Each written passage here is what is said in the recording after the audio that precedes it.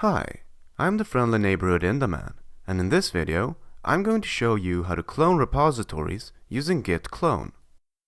Git clone creates a local copy of a remote repository. The basic usage of git clone is git clone and then a URL to a remote repository.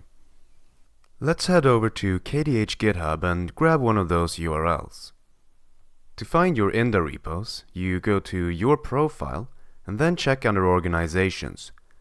Here, you should have one active round of INDA. The currently active round is INDA-17, so I'll just click that one. Here you will find all of your INDA repositories listed. None of the personal repositories have been generated yet, so I'm just going to go with the master repository for week 9.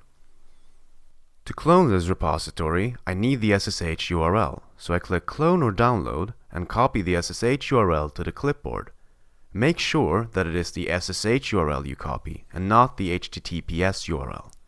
You can tell them apart by the SSH URL starting with GET and the HTTPS URL starting with HTTPS.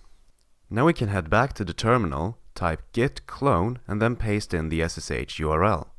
Note that this will not work if you haven't set up SSH keys, so check out this tutorial for doing that if you haven't already.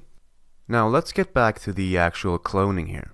The first time you clone a repository from a new host, you will get this message asking you to add a key fingerprint.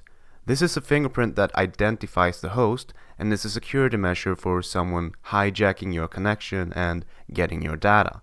You should just add this one, so type yes and then press enter. And now the repo has been successfully cloned, so if we list the directory, you can see that there it is.